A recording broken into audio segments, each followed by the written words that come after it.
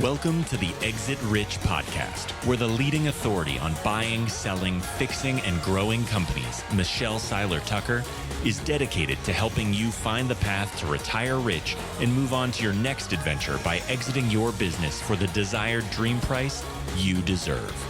Get ready to exit rich with your host, Michelle Seiler Tucker. And welcome to another episode of Exit Rich. We did take a little bit of a holiday break, and I did get some comments back from you guys saying that you missed the podcast. So we're back, and we're back with a very exciting guest. And as always, if you comment, if you ask really good questions and we read them on the air, then I will send you 3 chapters of my book, Exit Rich. So today we have a very special guest. His name is Brian Shimmerlik. And Brian Shimmerlik launched his first company in 2003 at the age of 19. I love that, Brian, because so many entrepreneurs are starting younger and younger and younger now, which is amazing. I think Shark Tank might have a lot to do with that. But he started at the age of 19 out of the University of Michigan Ross School of Business.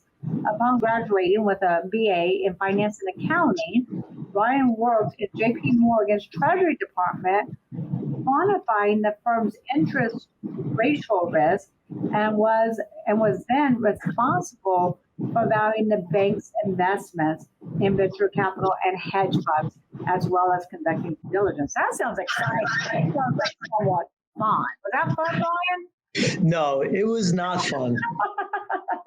All right, so it wasn't fun. So Brian doesn't do that anymore. In 2011, ladies and gentlemen, Brian quit his career in finance because he said it wasn't fun anymore. So he stopped doing that. And then he did an internship for the CEO of Conductor, a New York City-based search engine optimization platform, which is completely different than what his degree was in. Brian launched Vengo. Hope everybody has heard of Vengo. If not, you're going to hear about it today. And then, so he launched Vengo in 2012 and has led the company for over a decade, leading all aspects, including fundraising. Oh, we should talk about fundraising, strategy, management, and product. Vengo currently serves as a leading digital out-of-home media platform operating over, 53,000 screens. 53, that's a lot. 53,000 screens that reach 6 billion people every single month. That's huge. 6 billion audited monthly impressions. Let me say that correct. Brian received his MBA in finance and marketing from NYU, earning a merit-based scholarship for his second year. Welcome to the show, Brian. Thanks so much, Michelle. There's a lot to unpack there. Tell us, what were you like as a little boy? Because you were quite successful running a huge conglomerate. What was Brian like as a little boy? Yeah, I think I always had it. I was the kid selling lemonade at the end of the street. I cut all of my mother's flowers in the yard and sold them at the end of the street. Yeah, I was like, what did mom say about that? Yeah, not thrilled, not at all. But yeah, I always had it. I was selling candy in middle school out of my backpack. I love the hustle. I love business. I love understanding what people want and how to give it to them.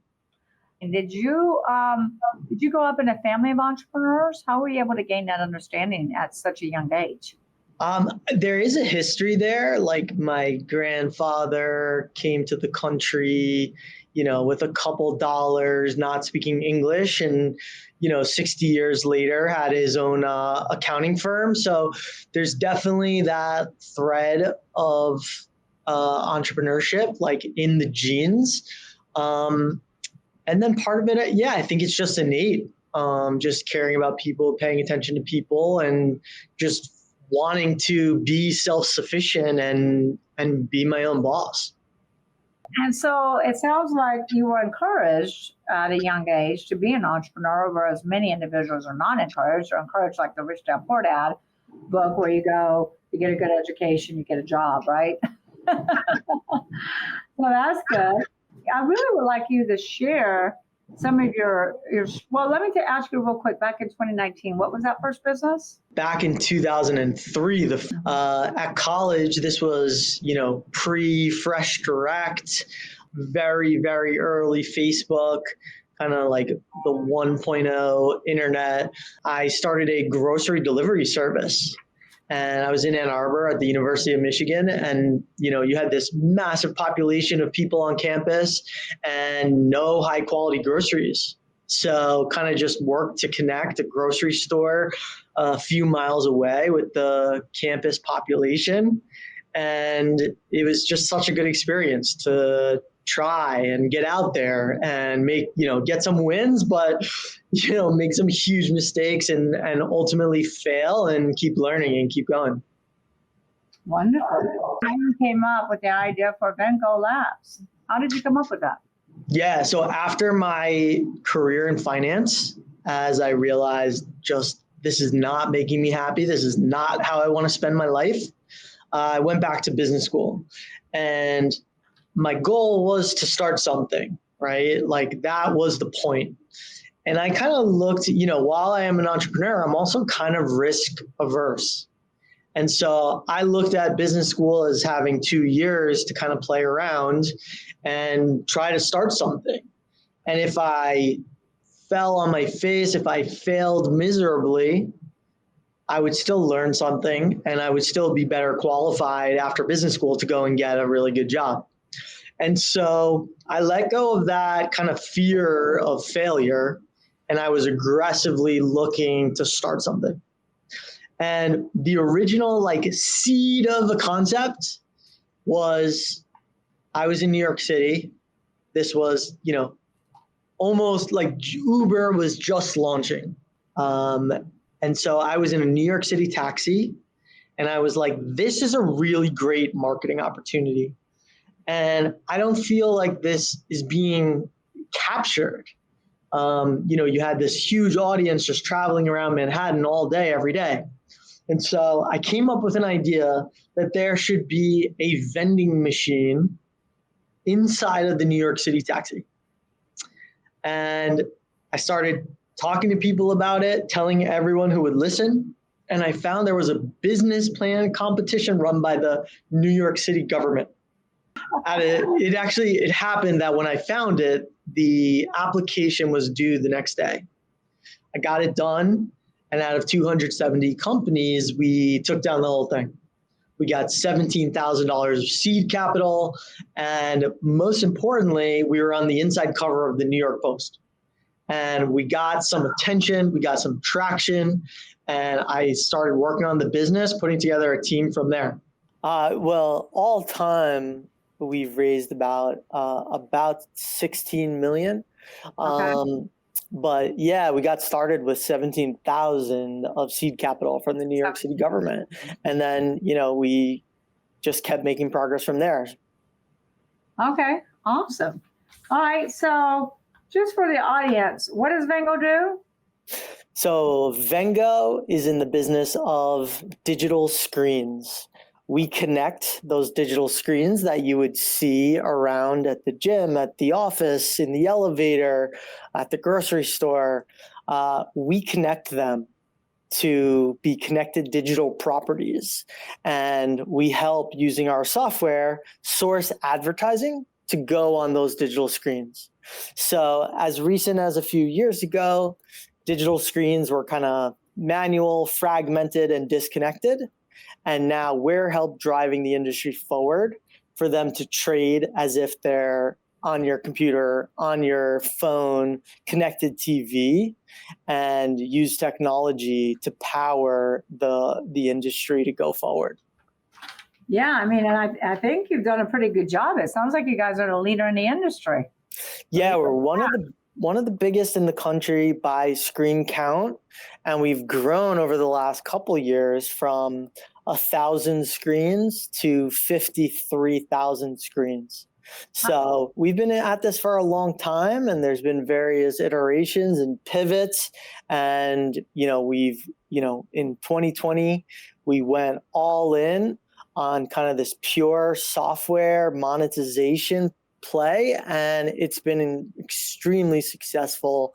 And it's a high margin software business that is growing exponentially. Wonderful. All right, cool. Well, what made you go from finance to this? Now, I know you said about the taxi cab and everything else, but usually when people graduate with a finance degree, they're typically sticking in the finance. Now, I know your finance background probably helped you run a company, run your company, but what made you make that huge switch from finance to marketing, really? It was really about happiness for me.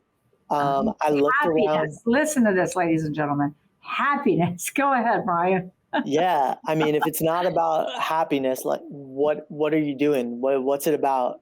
And so, yeah, I had a very stable, secure, decently financially rewarding job in finance, but I was miserable. I wasn't happy. I looked around, and the people around me weren't happy. My boss wasn't happy. His boss wasn't happy, and so I didn't see the path. And, I kind of had a kind of coming of age moment of like, is this it? Is this what it's all about? And I felt like I could do better. And so, that's kind of what led me to go back to business school and start my career in entrepreneurship, because I just feel like, life is short and you get one shot at it. And you need to be doing something where you're learning, where you're challenged, where you're meeting interesting people, and ultimately that drives happiness for you and however you do that for yourself. Got you. And why do you think everybody is so miserable there? I think in a lot of industries, it's kind of just, you go in and you have to kind of put on this work personality. Mm-hmm. And you're not kind of incentivized and challenged. And so, I really felt that in finance. Like as I walked in the revolving door, like I had to put on my fake, work personality. And I think that is really hard to find happiness when you're doing that. And I think kind of the startup world and kind of this like new age of, I guess millennials and younger kind of approaching work and what it should be like. I think that's a real key, is that you need to be able to be yourself and have the same personality that you do at home and at the weekend, and kind of integrate all these aspects of yourself, integrate life and work. I agree 1,000%. And it's very different than the baby boomers year, when it was like baby boomers years when it was all work, right? Very little family integrating. And I think baby boomers are starting to listen more to Gen Zs and maybe the millennials. But Steph has a question here. He says, technology has evolved a lot since I was a kid. So I was wondering, how long do you stay innovative in today's landscape? I would imagine it's always changing, right? Yeah. Thank you for the question, Stefan. It's constantly changing. I mean, every year it's changing. And so our job is to listen and kind of try to separate the signals from the noise, right? Because there's tons of things that get headlines but don't ultimately have sustainable value to our clients. And so I think in our industry, it's moved so rapidly from 2017, essentially 0% of screens out there in the market were connected and trading programmatically, or kind of the automation of buying and selling, the opportunity to run an ad on a screen. Today, it's up to about 30% of the market. And each year, we're seeing new features come, like dynamic creative. So we'll run campaigns where it'll pull a sports score and update every time it runs, or you could target people based on that it's raining today. And, if that is the right fit for your product, So continuing to kind of connect and evolve, it's a constant thing. I bet. What type of, so one of the biggest things that stood out to me is that the screens are now in over 27,000 nationwide locations, right? Is that correct? No, we're up to 53,000. Oh, well, guess what? Then this is outdated information by AI. So we need to get this updated. How many locations? 53,000? 53,000, yeah. So we're one of the biggest networks of screens in the country. And we're in every state and most of kind of the key verticals being, airport, college, etc.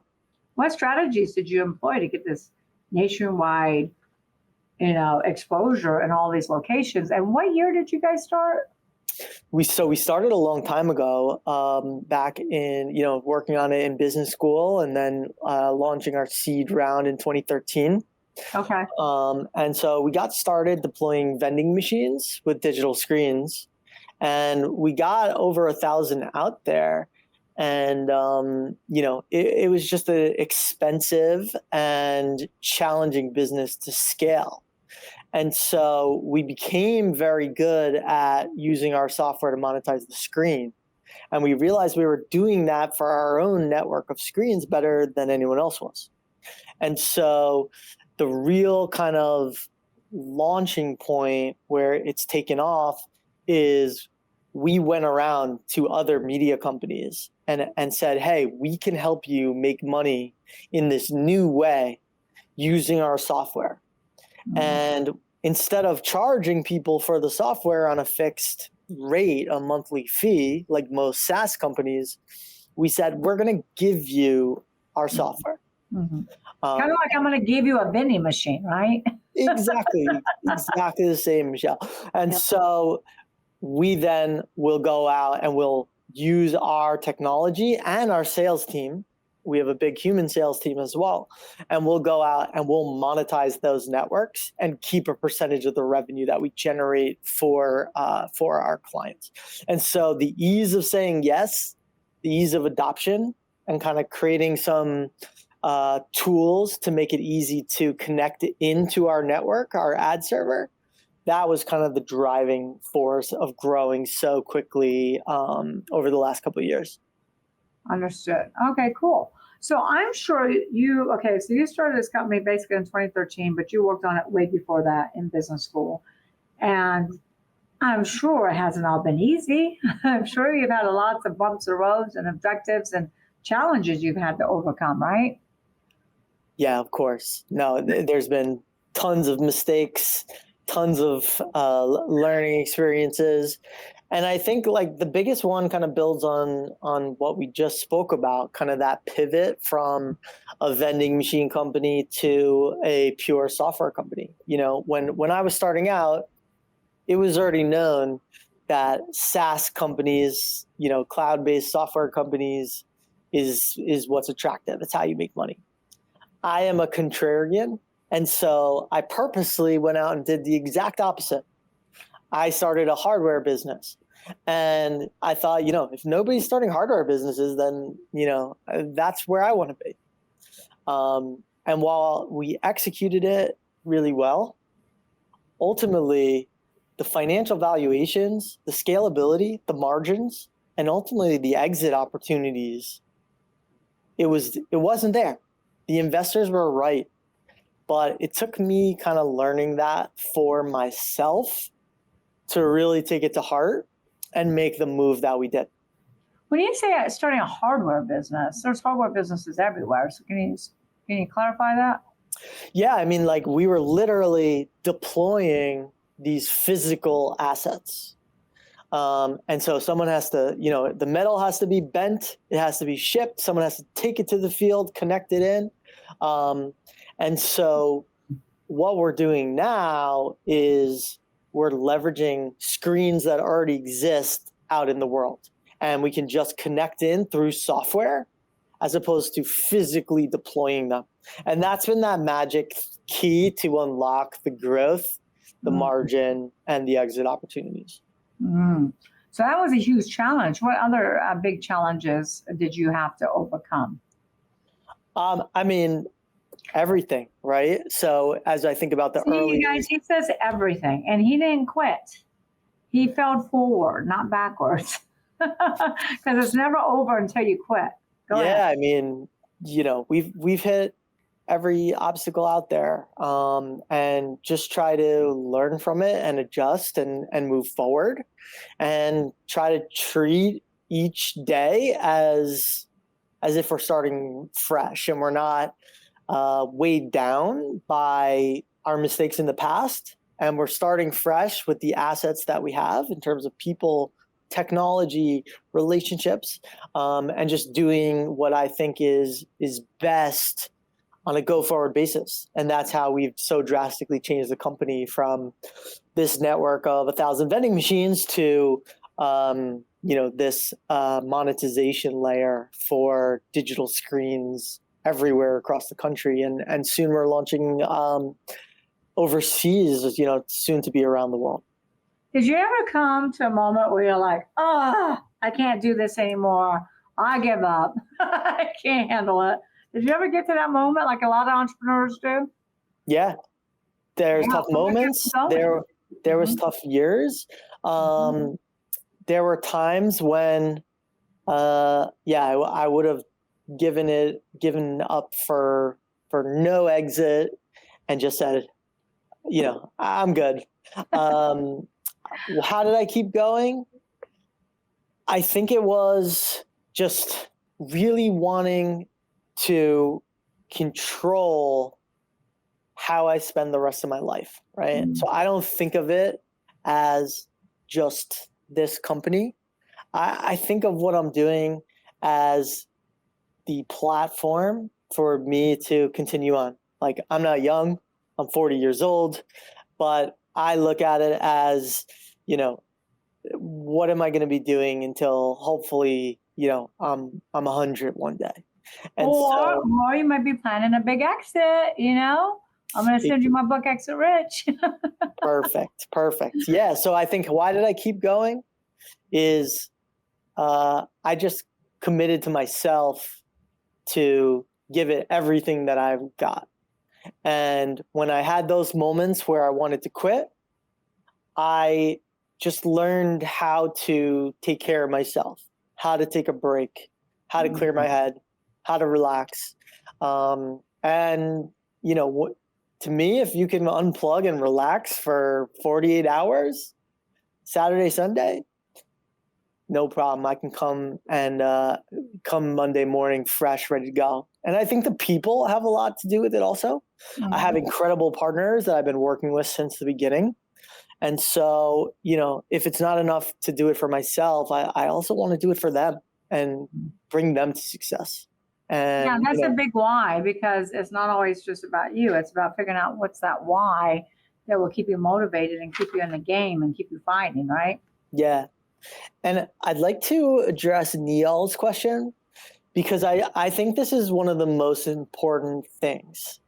Fear of failure. So that's really the question. How does a fear of failure play into your business decisions?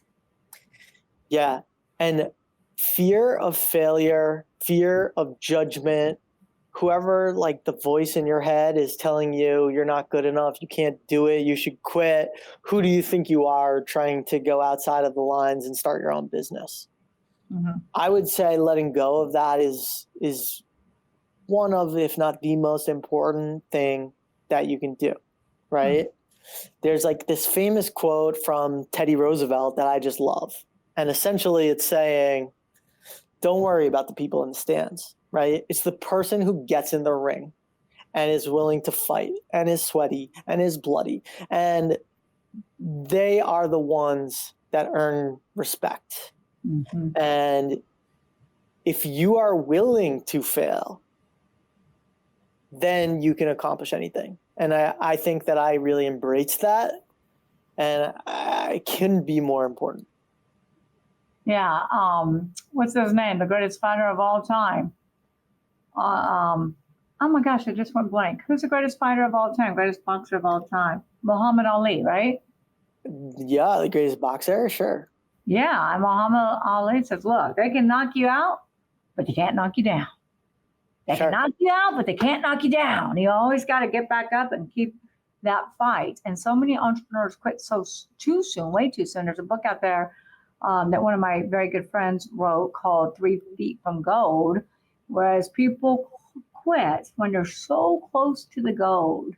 You really got to have grit, and you really got to stick in there, and you have to have a why that's bigger than yourself. Would you agree? Yep. Yeah. So gotta get back up. Hayden says, how have you capitalized on your marketing and finance background into your decisions for? At Vengo. So It was spelled wrong, so it threw me off. no problem. So it was Venmo. yeah, I'm gonna give an maybe unpopular answer. Sure. I don't think it helped much. I don't think you can learn the tools to be a successful entrepreneur in school. It's just from doing, and it's from the combination of doing, testing, learning, trying, and relying on mentors who are a little bit ahead of you and can guide you, that you trust. Not listening to everyone, but just picking your spots. So, that's why I do think it's important to start young. There are people in business school who kind of said, yeah, I'm going to pay attention to my classes, and then maybe when later I'll start a business. That's not the entrepreneurial mindset, right? It should just get out there and learn. Yeah, I mean, you have to get out there and do it. Unfortunately, they don't really teach entrepreneurship in school. And it's kind of like when I teach marketing in school, these kids come out and they don't know anything. They know theory, but they don't know tactical, right? And I tend to agree. They try to teach it in school, and I think for people like me, it provides a nice platform and launching ground. But in and of itself, it doesn't get it done. Yeah, and entrepreneurship is not for everyone, right? It's a hard road. For sure. So Lindsay asks, COVID forced many businesses to adapt. How did you adapt Vengo's business model during the pandemic, and what impact did this have on the company's growth? Yeah, so our COVID experience, partly we touched on it in terms of the change from vending to media, but we had quite the COVID experience. In 2020, we were actually about to exit, and then our revenue was down 63%. So you were about to exit in 2020. That's correct. Yeah. Okay. And you went down 63%. So this is a good teaching point for our listeners. The worst time to exit is when you're down 63%. The worst time to exit is when you're down at all and your business is trending downward, because you're never going to be able to capitalize on that value. So go ahead, Brian. Yeah. Yeah, and to take that even further, there were no exit opportunities at any value in the midst of the chaos of COVID, in the midst of being down 63%. Yeah, that's our worst 2 years ever. Yeah, so I mean, think about it. Our screens are in colleges, we're in gyms, we're in places, and so there were no people. And if there's no people, there's no impressions, there's no media. And so we were in a very tough spot.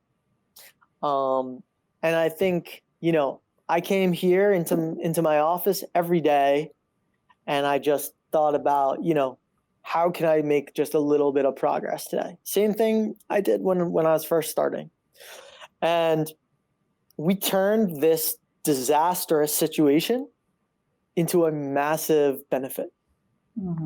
So how did we do that? Well, one, because it was so disrupting to our business, it gave me the opportunity to make some changes.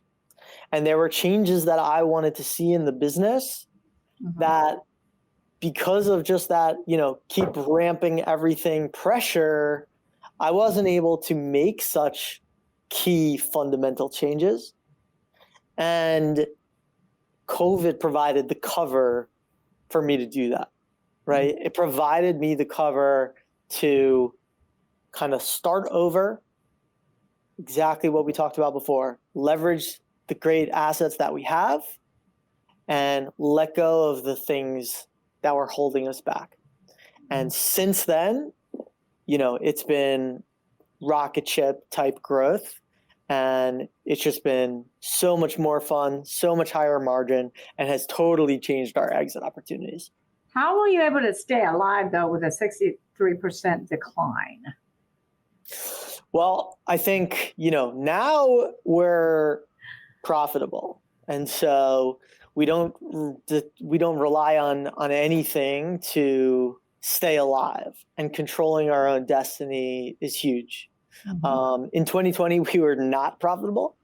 And so it was really, we were able to stay alive based on relationships, relationships that I had built over the last decade, and people who believed that we're going to be successful no matter what. And so, while maybe pure new financial investors, there was no kind of, lifeline there. But because of the credibility that we have and the relationships, we were able to call in those favors, stay alive, and now, God bless you. And now we're off to the races. Thank you. I think that's the first news I've ever had on a podcast, and usually they come in threes. Okay. All right. And then Niall asked, what is an aspect of entrepreneurship, positive or negative, that is often glossed over? Yeah, I mean, I could rattle off a bunch. I think one is to, I mentioned before I wanted to be my own boss, but that doesn't come with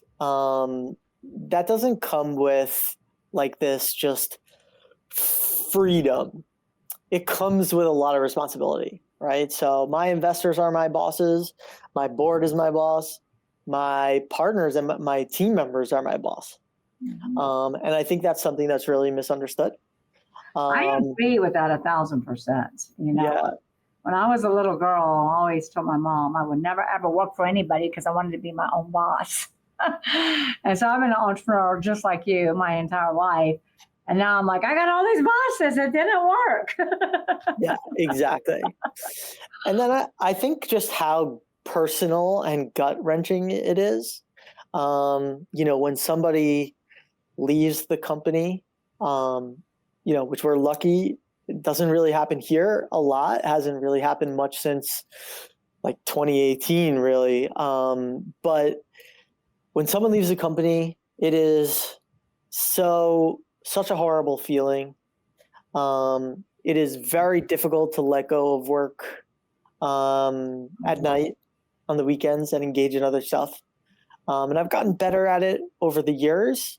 Mm-hmm. But I think that's something to know. Like, when you're on the line and it's you and it's your responsibility, it's incredibly gut-wrenching and challenging. And not everyone's willing to go through that. Yeah.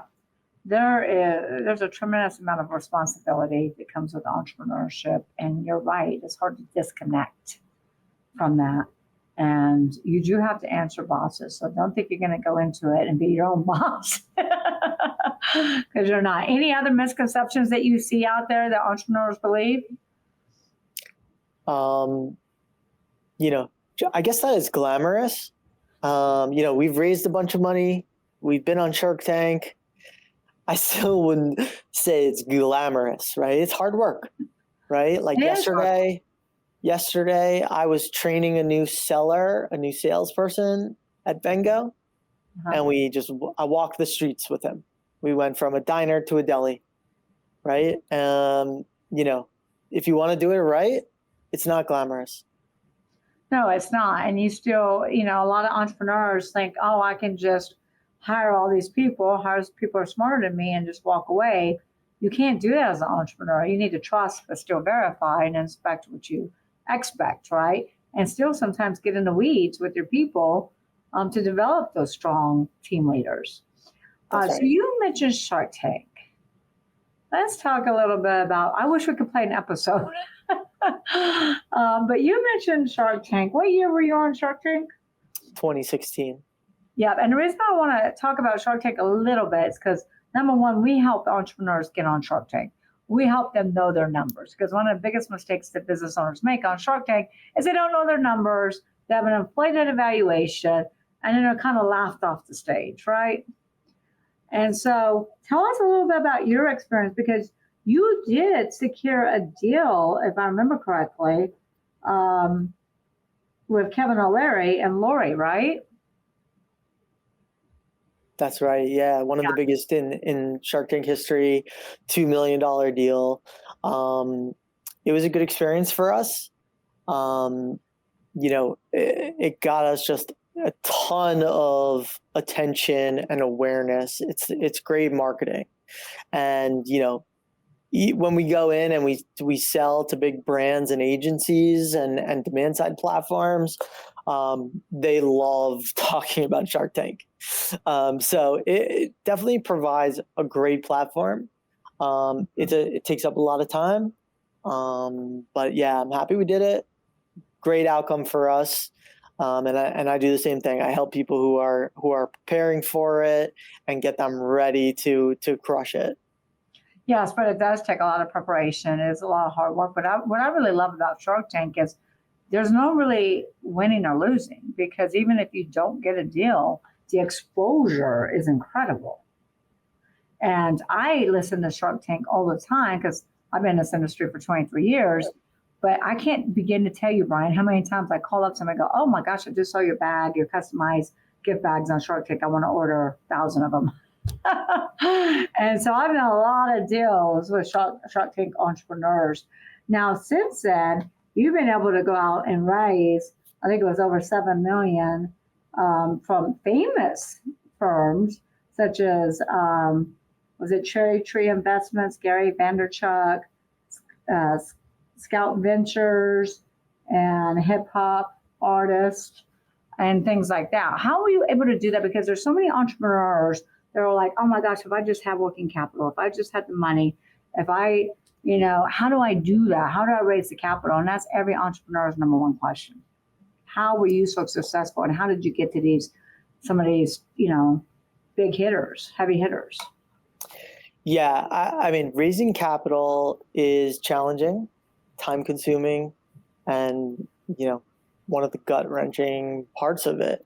As a hardware company, in our kind of original form, we needed capital and we needed a lot of it, which is one of the reasons it was so challenging.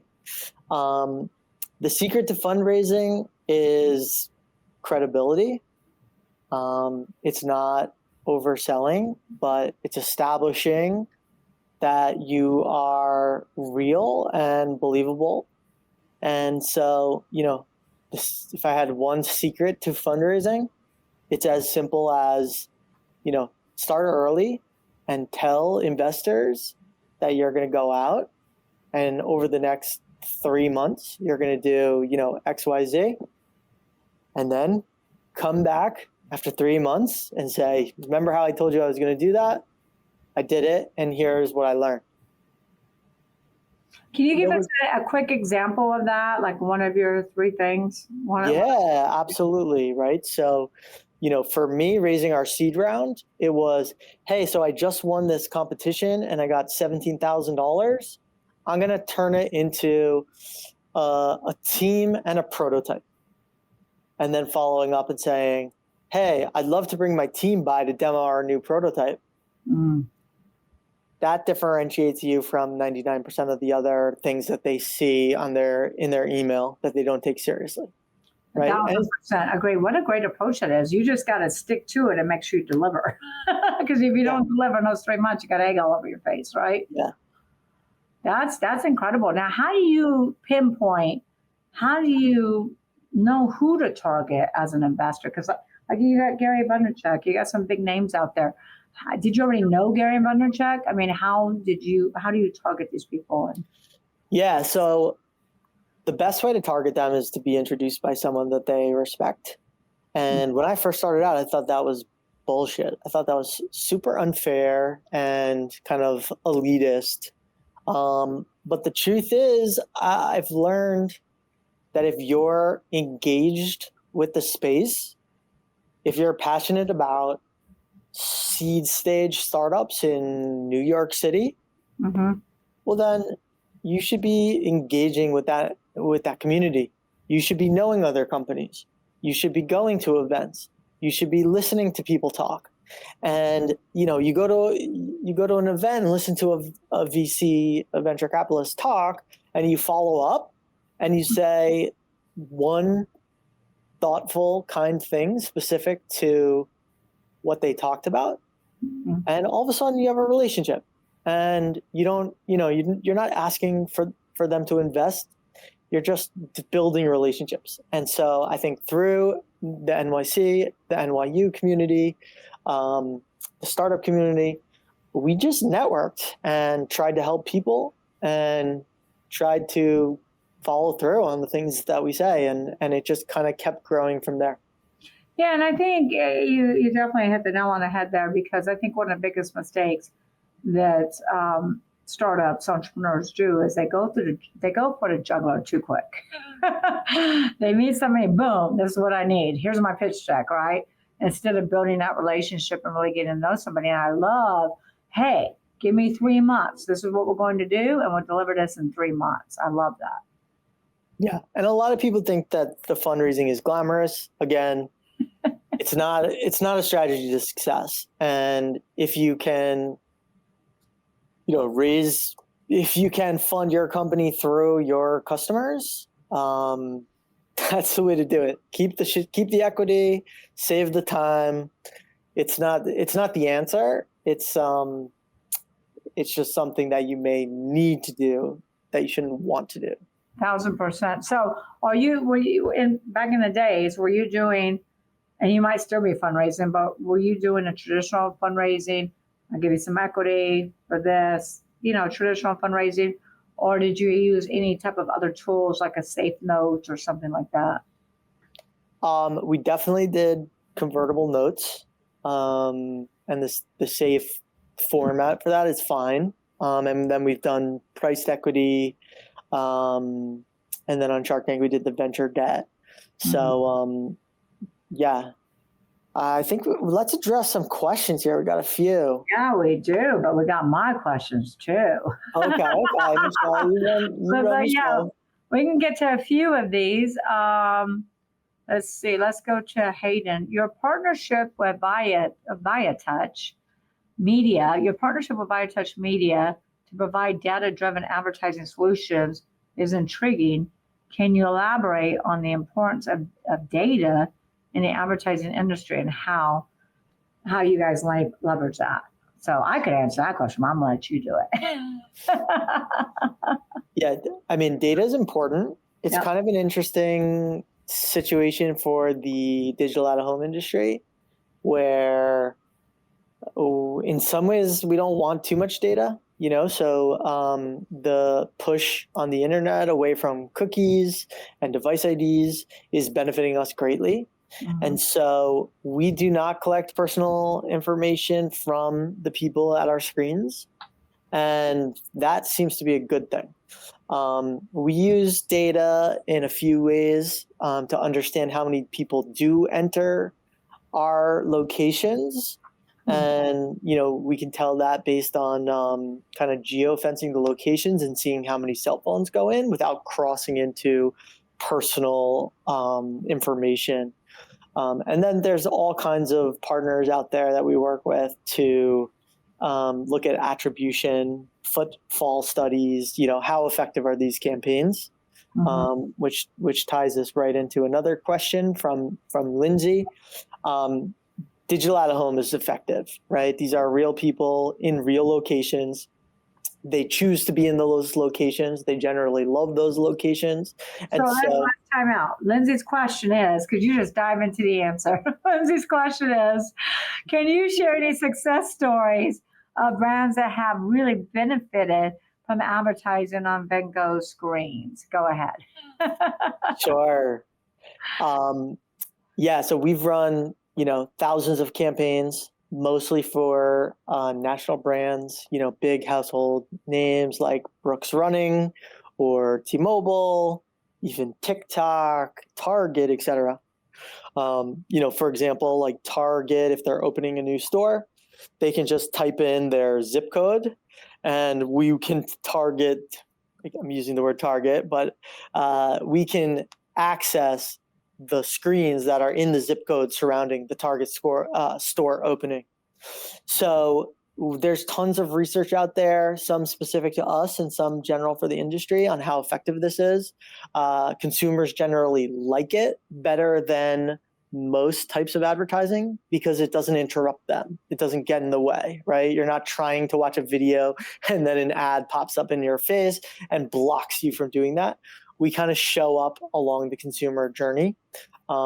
We've personally run some campaigns that we've seen a huge lift in sales directly from our screens in grocery stores and in gyms. Cool. So who are the industries that advertise with you? It's primarily B2C, right?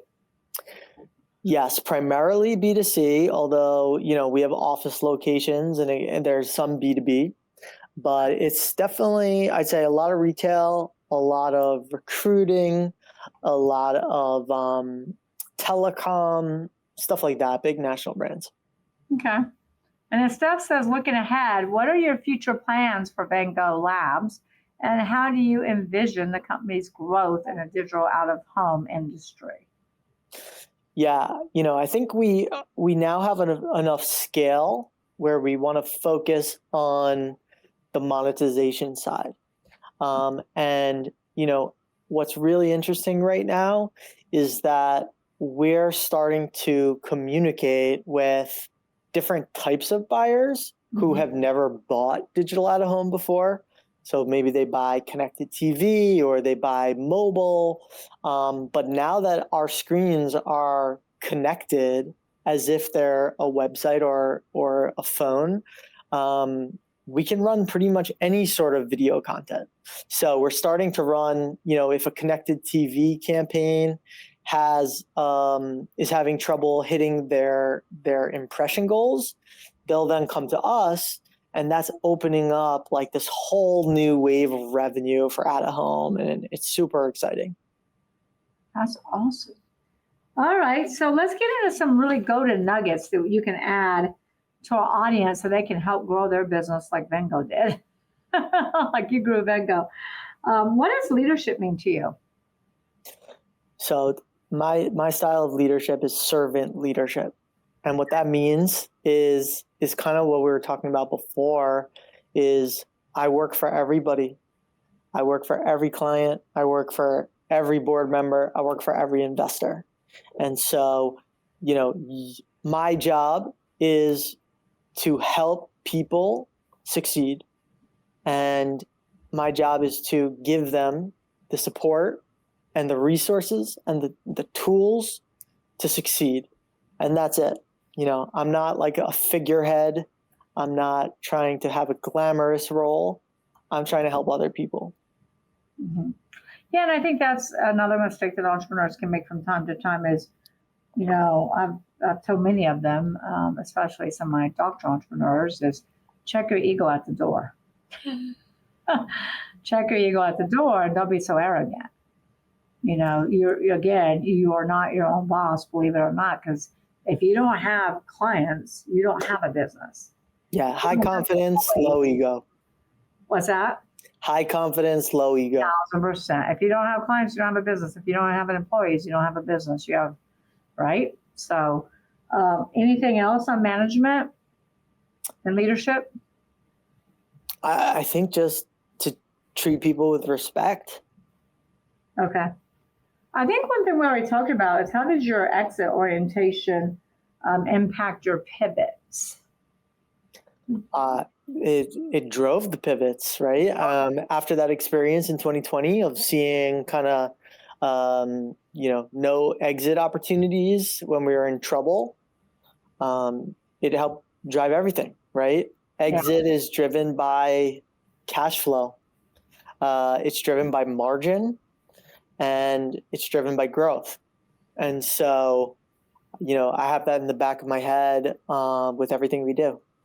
It's also driven by infrastructure, and we talk about that in my book, The 6 Ps. You have to have the right people and the right seats. The owner, the business can't depend upon the owner. Because if it does, then you have a glorified job, not a business. You have to have multiple revenue streams, products, services that you get paid on. You got to have those processes buttoned up. And then you've got to have those proprietary assets. And Vengo has a lot of proprietary assets. And then you've got to have those patrons, customer diversification versus customer concentration. And at the end, you have to have profits. And that's what buyers are buying. They're buying a business with infrastructure. Because we get a lot of owners come to us and say, hey, can you buy my business? And it's them and maybe 1 or 2 employees. And the business can't operate without them. So where do you see yourself going in the future in exit? I know that you have to be somewhat discreet here. Yeah, I think now that we control our own destiny, we control our own destiny. And so I think, we're open to conversations. We're having conversations, but it's really no rush, right? Because if people aren't willing to pay what we think the company merits, then we're like, no problem. We'll just go out and keep executing, keep growing, and stay in touch. So I think controlling our own destiny is such a key step for us and getting to that profitability. We came up in kind of like the golden age of just ramping startups off a cliff, and I really thought like just grow revenue. And now, all we care about is margin. Yeah, I get that. And there's also timing in an exit. Obviously 2020 was the worst time for you to ever exit. I call that a life cycle of a business. Businesses, where do they start? They don't start making millions, right? That would be nice. They start in the incubator stage. And only about 5% will make out of incubator into the infant stage and into the toddler, and then all the way to death, because businesses die. We see that every day. So it's always best to sell your business when you're in your prime, because you never know when's the next COVID or when's the next catastrophe, right? All right, so what golden nuggets do you have, anything in entrepreneurship, your success, that you can share with our listeners?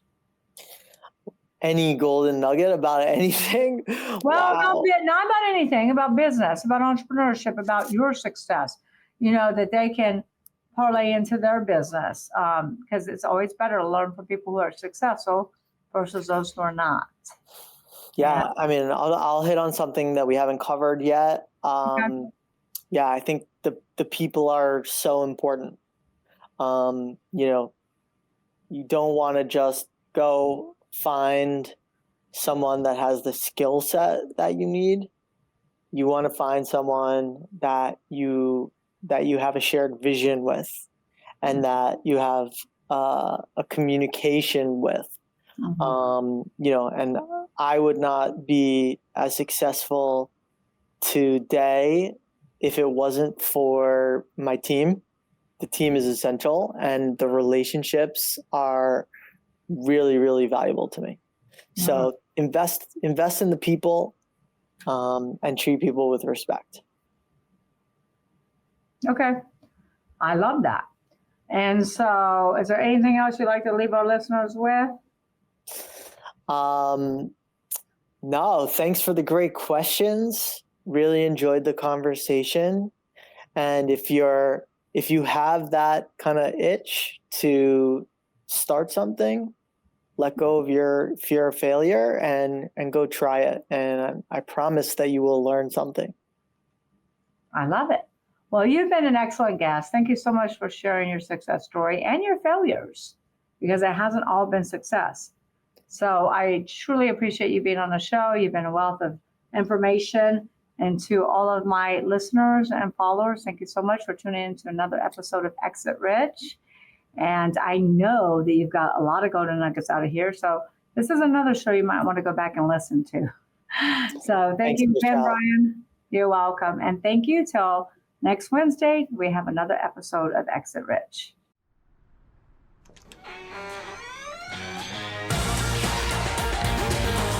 Thanks for listening to the Exit Rich podcast.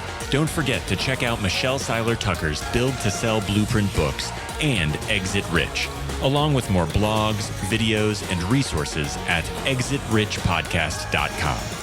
Be sure to connect with Michelle on Facebook or LinkedIn and stay tuned for her next episode by subscribing in your favorite podcast player.